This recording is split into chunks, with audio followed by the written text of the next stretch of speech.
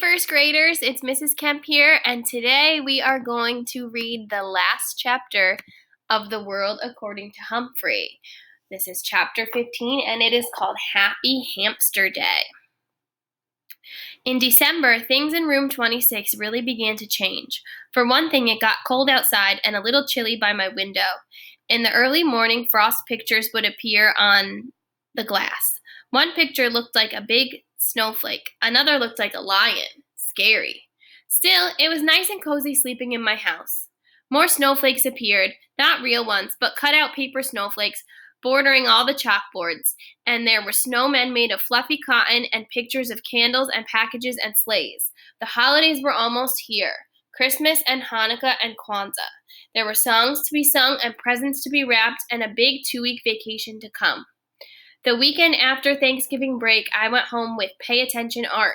He paid a lot of attention to me.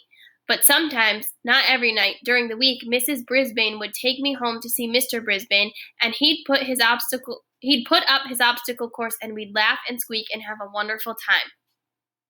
The next weekend, I stayed at Gail Morgenstern's house.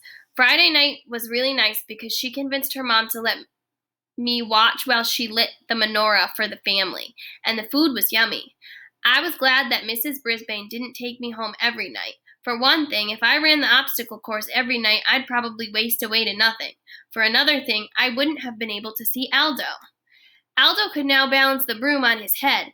Yep, he'd put the tip of the broomstick on the top of his head and keep it up there for a while. He'd have to bob and weave to keep it balanced, and he made funny faces too. But one night during the week, Aldo pulled his chair up close to my cage and said, "Humphrey, old pal, I've got something to discuss." This sounded serious, so I put on my most serious problem-solving face. "I'm thinking of getting Maria a ring for Christmas. You know, like an engagement ring, with something shiny in it. I know we haven't known each other very long, and we wouldn't have to get married right away. On the other hand, I'm no spring chicken, and I'd like to settle down and raise a couple of kids and maybe a couple of hamsters too, you know." "I understand," I squeaked softly. "So what do you think?" Aldo fixed his big brown eyes on me. "Should I ask her to marry me?" I stood up on my hind legs and screeched, "Do it, do it, do it." Then he stood up and shouted, "You're right, I will. I'd be crazy not to." He raced out of the room so fast he forgot his cleaning cart, but when he returned for it, he yelled, "Thanks!" Sometimes, most times, it pays to squeak up. The third weekend after Thanksgiving, I spent at Heidi Hopper's house and watched her family put up their Christmas tree. It was the most beautiful thing I'd ever seen, second only to the little tree Heidi put in my cage. It was made of my favorite tree, broccoli. And then it was almost holiday vacation. Suddenly it seemed as if we didn't quite have as much work to do in class. Everybody was planning the holiday party for the last day of school. One day, Garth, who never used to wait for the bell, stayed after to ask Mrs. Brisbane a question. "May I please bring Humphrey home with me over the holidays?" he asked. Mrs. Brisbane looked as surprised as I was. "Well, Garth, I thought that was a problem." Garth smiled broadly. "My mom is much better now, and Dad says it's okay to bring Humphrey home." Mrs. Brisbane smiled back. "That is wonderful news, but I think 2 weeks might be a little much. How about the first weekend in January?" Garth nodded, but he looked disappointed. "Tell you what, why don't you have your parents bring you by our house to see Humphrey over the holidays? You can watch him run his obstacle course." Garth didn't look disappointed anymore. On the last day of school, everybody was very dressed up. I had on my fur coat as usual. Mrs. Brisbane wore a red and green striped sweater and a green skirt. She also wore a Santa Claus hat. This was an entirely new Mrs. Brisbane, the dressing up Mrs. Brisbane. "Class, I have an important announcement.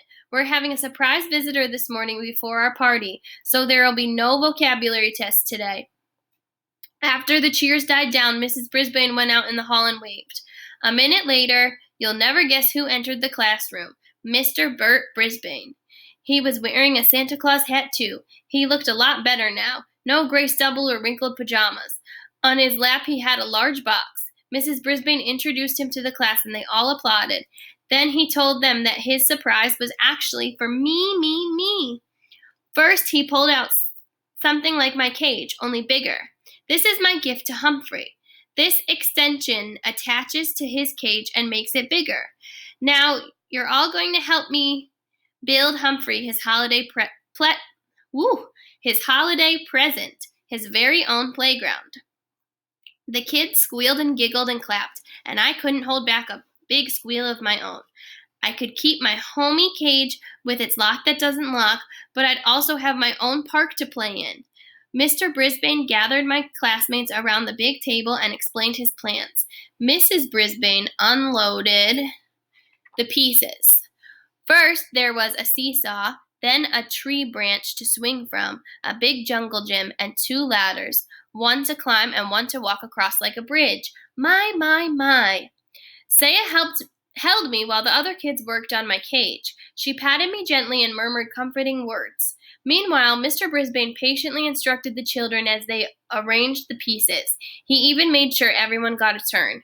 Then Mr. Morales dropped by to see how things were going. He was wearing a tie that had little Christmas lights on it that really lit up. He and Mrs. Brisbane stood behind the children, watching my playground take shape. Looks like Bert should be a teacher too, the principal told Mrs. Brisbane. He already is, I heard Mrs. Brisbane respond. He just started teaching arts and crafts to seniors and kids at the community center. So he's made a new start, said the principal, thanks to Humphrey. I believe those words were the best present I could ever have. Guess what I got my kids for Christmas, the principal asked. A hamster. Maybe it's a present for me as well. I think my papa will enjoy it too. When Saya put me back in my cage, everyone watched as I raced to my new playground, climbed the jungle gym, and made a leap to the tree branch and jumped over to the seesaw. Now I could have recess any time I wanted. Whoopee!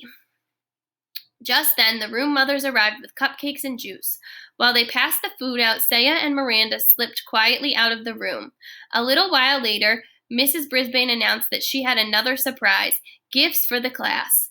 The door opened, and in came Miranda and Saya wearing red dresses trimmed in white fur, not real fur like mine, and white fur hats. They each had a basket filled with small presents, and they danced around the room singing a song about the wonders of winter while they passed the gifts out. When the kids opened their packages, they each found a keychain with a small furry toy hamster attached. The hamsters came in all colors, red, green, purple, gold, and silver. Nice. The room mothers presented Mrs. Brisbane with a gift, a pair of red earrings which she put on right away. I already thought it was a perfect day, but it wasn't really quite perfect until Mr. Morales peeked into the hall and announced that he had a big surprise. I wasn't sure I could stand any more surprises. And then she walked in, the biggest surprise I could imagine. Miss Mac was back. She was wearing a long flowered skirt and a bright red blouse, and she had a butterfly in her hair. Not a real one, of course. She also had a huge canvas bag with her. Remember me? She asked the class with a huge smile. My classmates were thrilled, and they all rushed to her side. I was so surprised, I was positively squeakless. Mrs. Brisbane made everyone sit down again and asked Miss Mac, of course, she insisted on calling her Miss McNamara, about her travels. Miss Mac told us about the rainforest and teaching at a school in Brazil. Then she opened her big bag and took out a stack of holiday cards. Her Brazilian students had made a card for each child in room 26. While my classmates were sharing their cards with one another, Miss Mac came over to see me at last. Well, I can see by your cage that you've done very well for yourself, she said with a smile, and here I thought you'd be pining away for me. I have, I squeaked. She reached into her big bag. And I have a present for you, but don't tell anybody. She pulled out a brand new tiny notebook with blank pages, lots of them, and a new tiny pencil with a very sharp point. I thought you might need this. Then she tucked it behind my mirror. Miss Mac stared at me a little longer and then softly said, I've seen a lot of creatures in a lot of places in the last few months, but you're still the handsomest and smartest of all. Yes, yes, yes. And don't worry, I'll be back to see you again. She was still the same wonderful Miss Mac. I'd follow her to the ends of the earth, I thought. Or at least to Brazil. But then it hit me. As much as I love her, and she loves me, Miss Mac doesn't need me. Not as much as the Brisbanes and my classmates and their families do. Maybe that's what Miss Mack was thinking when she left me in room 26. This is where I belong. All too soon the bell rang. School was over for the day. School was over for the rest of the year. My head was reeling from all the surprises and excitement as we headed out to the car. In the parking lot, Aldo raced over to greet us and wish us happy holidays. He had come to pick Richie up. I hope you have a very happy holiday too, Mrs. Brisbane told Aldo. Aldo grinned until his huge mustache shook like Santa's tummy. I'm sure I will. You see, I just got engaged. I'm going to get married. Yahoo! I squeaked with delight. Aldo leaned towards me. Thanks, my friend. That night at the Brisbane's house, there was one more surprise. The doorbell rang and a very tall and good-looking man appeared. He was wearing a Santa Claus hat, but he wasn't Santa. He was Jason, the Brisbane's son. He'd come all the way from Tokyo to surprise his parents. They were so happy to see him they both cried just a little. I almost cried too. Soon the house was filled with friends and neighbors, and Mrs. Brisbane played piano while everyone sang carols and drank hot cider. I nibbled on a raw apple and squeaked along. Later that night, when the house was quiet, I thought about all I'd done in the month since I left Pet-O-Rama. I didn't know anything about the world then, but I've sure learned a lot. I can read and write, and I know all of the state capitals. Just ask me one. I learned you should never ever turn your back on a dog, and that it's a good idea to turn off the TV once in a while. I found out kids have problems, and so do teachers and principals. Sometimes all people need is a little encouragement. Most of all, I learned that one small hamster really can make a big difference. I decided to write down some of the things I've learned from my adventures, but there was just one more line left in my first notebook. So I thought, and then I scribbled down exactly what I was feeling deep in my hamster heart. Joy, joy, joy to the whole wide world, and that includes you, Humphrey. And that is the end of The World According to Humphrey. Before I started this book, I let you know that this is a series, so there are a lot of Humphrey books. So we just finished the first one, and I'm thinking that next week we can start the second one. I don't have it with me, so I forget the exact title. Oh, it might be on the back here. Yeah, the second one is called Friendship According to Humphrey. So we will start that one next week. Thanks for listening.